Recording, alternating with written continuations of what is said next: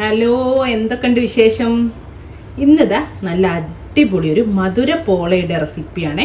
സിമ്പിളാണ്, വീട്ടിലുള്ള നമ്മളെപ്പോഴും വീട്ടിലുണ്ടാവുന്ന ആർക്കും വേണ്ടാത്ത കുറേ ഇൻഗ്രീഡിയൻസ് ഉപയോഗിച്ചിട്ട് എന്നാൽ നല്ല അടിപൊളി ടേസ്റ്റുള്ള ഒരു അടിപൊളി മധുര പോള ഉണ്ടാക്കാം. അപ്പം എങ്ങനെയാ ചെയ്യാൻ നോക്കാം. ഞാനൊന്ന് കട്ട് ചെയ്തിട്ട് പുറക്കാനായി ഒന്ന് എടുത്തിട്ടുണ്ട് കേട്ടോ. കണ്ടോ, ഉള്ളൊക്കെ കണ്ടാൽ തന്നെ അറിയാം എന്ത് ഭംഗിയല്ലേ കാണാനും. നല്ല ടേസ്റ്റ് ആട്ടോ അത് കഴിക്കാൻ. ഇത് ഉമ്മൻ്റെ റെസിപ്പിയാണ്. ഉമ്മ ഉണ്ടാക്കുമായിരുന്നു ആദ്യം. അപ്പോൾ ഹോസ്റ്റലിലേക്കൊക്കെ ഇങ്ങനെ ഇത് ഉണ്ടാക്കി കൊടുത്തു വിടുകയും അപ്പോൾ എല്ലാവർക്കും ഭയങ്കര ഇഷ്ടമുള്ള റെസിപ്പി കൂടെയാണ്. ഞാനൊരു ബൗളിൽ 3 മുട്ട പൊട്ടിച്ച് വെച്ചിട്ടുണ്ട്. അത്യാവശ്യം വലുപ്പമുള്ള 3 മുട്ടയാണ്. അതിലേക്ക് ഇതാ ഒരു 1/4 കപ്പ് പഞ്ചസാര ചേർത്തി കൊടുത്തിട്ടുണ്ട്. അതേപോലെ ഇതാ ഒരു 1/4 ടീസ്പൂണ് ഏലക്കാപ്പൊടി ചേർത്തിട്ടുണ്ട്. അല്ലെങ്കിൽ ഒരു 2-3 ഏലക്കൊന്ന് ചതച്ചിട്ടാലും മതി. ഇനി നമുക്ക് ഒരു വിസ്കോ അല്ലെങ്കിൽ ഒരു മിക്സിൻ്റെ ജാറിലിട്ട് ചെയ്താലും മതിയെ. നന്നായിട്ട് യോജിപ്പിച്ചെടുക്കാം. പഞ്ചസാര ഒക്കെ നന്നായിട്ട് ഇതിൽ യോജിച്ച് മുട്ടയൊന്ന് ബീറ്റ് ചെയ്തെടുക്കാം. മുട്ട പഞ്ചസാര ഏലക്ക ഒന്ന് ജസ്റ്റ് നന്നായിട്ട് മിക്സ് ചെയ്ത് വെച്ചിട്ടുണ്ട്. ഞാൻ ഇതിലേക്ക് ഇതാ ഒരു 3/4 കപ്പ് പാലൊഴിച്ചു കൊടുക്കുന്നുണ്ട്. എന്നിട്ട് ഒന്നുകൂടെ നമുക്ക് ഈ പാലും മുട്ടയും യോജിപ്പിച്ചെടുക്കാം.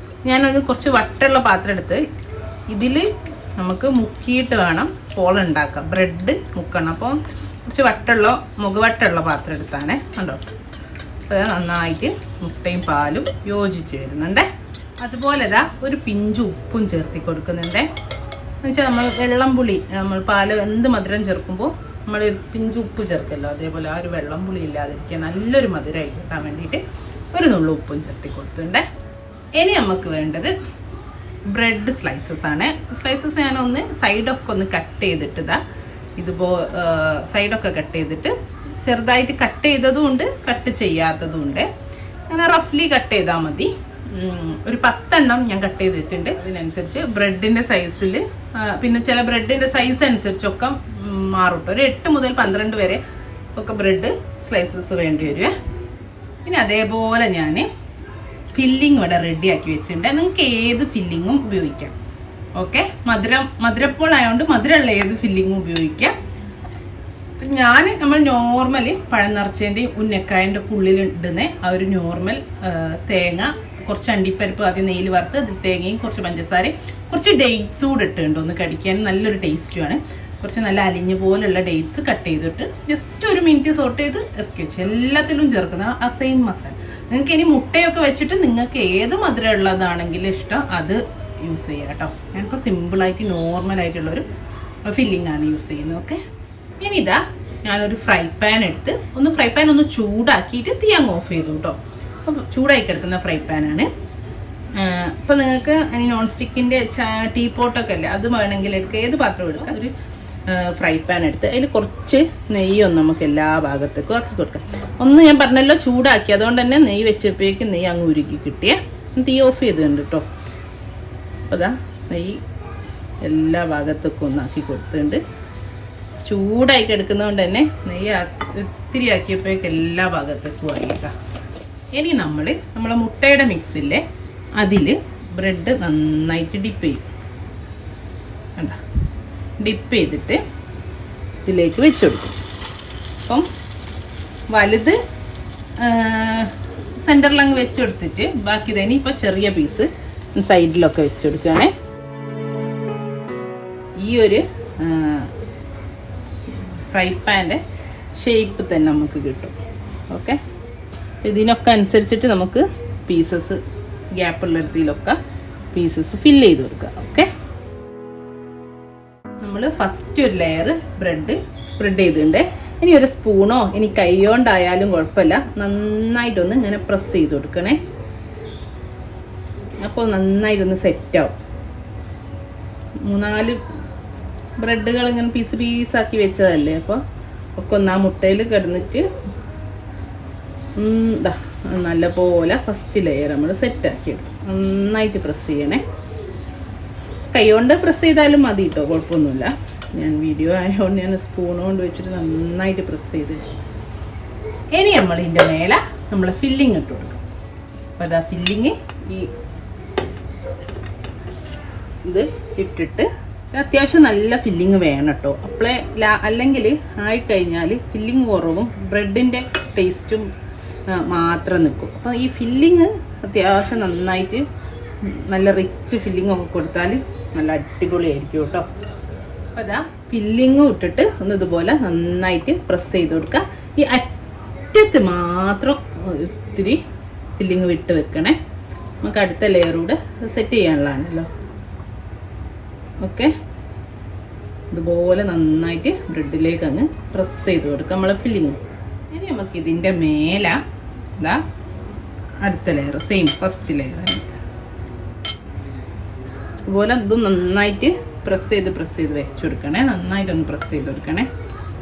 മുട്ടയിൽ അതേപോലെ നന്നായിട്ട് ഡിപ്പ് ചെയ്തോളൂ. കംപ്ലീറ്റ് നമുക്ക് ഈ ഫില്ലിങ്ങും ഫസ്റ്റ് ലെയറും കൂടി ഈ ബ്രെഡ് വെച്ചിട്ട് ഒന്ന് കവർ ചെയ്തെടുക്കണം. ഓക്കെ, അപ്പോൾ സെക്കൻഡ് ലെയർ കൊണ്ട് നമ്മൾ നന്നായിട്ട് കവർ ചെയ്തിട്ടുണ്ടേ. ഇനി എന്നിട്ട് ഇതുപോലെ തന്നെ ഫസ്റ്റ് ചെയ്തുകൊണ്ട് തന്നെ നന്നായിട്ടൊന്ന് പ്രസ് ചെയ്ത് ആ ഒരു റൗണ്ട് ഷേപ്പിലേക്ക് ആക്കി കൊടുക്കുക കേട്ടോ. എല്ലാ ഭാഗവും നന്നായിട്ട് പ്രസ് ചെയ്യണേ. ഈ മുട്ടയിൽ സോക്കായ ബ്രെഡ് ആയതുകൊണ്ട് തന്നെ പെട്ടെന്ന് ആയിക്കോളൂ. ഇനി നമ്മളെ ബാക്കിയുള്ള കുറച്ച് മുട്ട ഉണ്ട്, അത് ഈ സൈഡിലൂടെ അങ്ങ് വെച്ച് കൊടുക്കുക.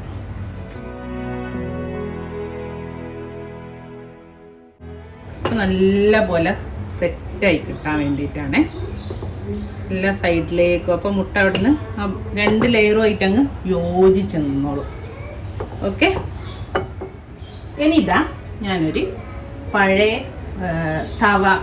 തവ ചൂടാൻ വെച്ചിട്ടുണ്ട്. നിങ്ങൾക്ക് ഇതിൻ്റെ അടിയിൽ എന്താ ദോശക്കല്ലോ, ഇനി പഴയ ഫ്രൈ പാനോ അങ്ങനെ എന്തെങ്കിലും ഒരു പരന്ന ഇത് ആദ്യം വെക്കുക. എന്നിട്ട് അതിൻ്റെ മേലെ നമ്മളെ ഫ്രൈ പാന് വെച്ച് കൊടുക്കുക.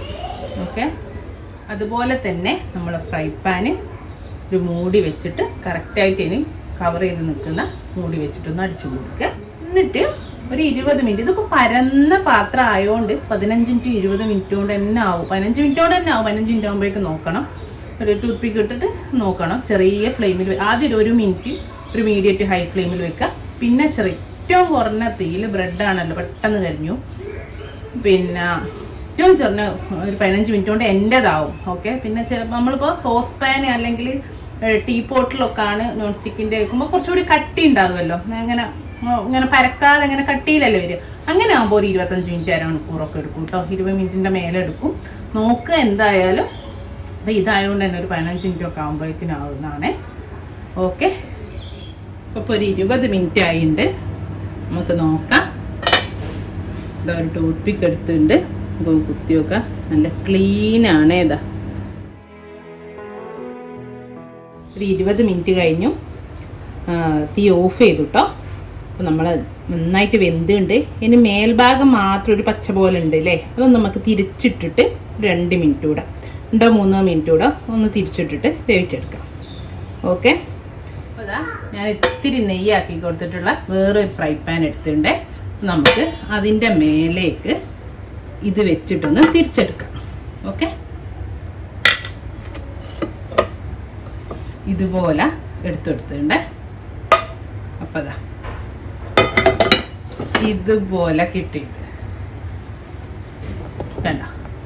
ഇപ്പം ഇനി മറ്റേ ഭാഗം ഒരു 2-3-4 മിനിറ്റ് ഒന്ന് ഡയറക്റ്റ് ആ ഫ്രൈ പാൻ തന്നെയാണല്ലോ, അതൊന്ന് ഫ്ലെയിം കൊടുത്താൽ ആ ഭാഗം ഒന്ന് ഉള്ളൊക്കെ വെന്തതാണ്. ആ മേൽഭാഗം ഒരു മുട്ടൻ്റെ ചൊയ്യൊക്കെ ആയിട്ട് ഒരു പച്ച പോലെ ഇങ്ങനെ ഫീൽ ചെയ്യും നമുക്ക്. അതില്ലാതിരിക്കാൻ വേണ്ടിയിട്ടാണ്.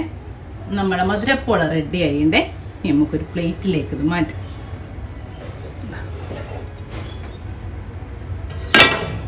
കണ്ട നല്ല അടിപൊളി മധുരപ്പോള ഇവിടെ റെഡിയാണ്. അപ്പോൾ എല്ലാവരും കണ്ടല്ലോ, ഇത്രേ ഉള്ളൂ. കണ്ടോ, നല്ല സോഫ്റ്റ് ആയിട്ടുള്ള നല്ലൊരു മധുരപ്പോളയാണ്. എല്ലാവരും ട്രൈ ചെയ്ത് നോക്കുക. സിമ്പിളാണ്.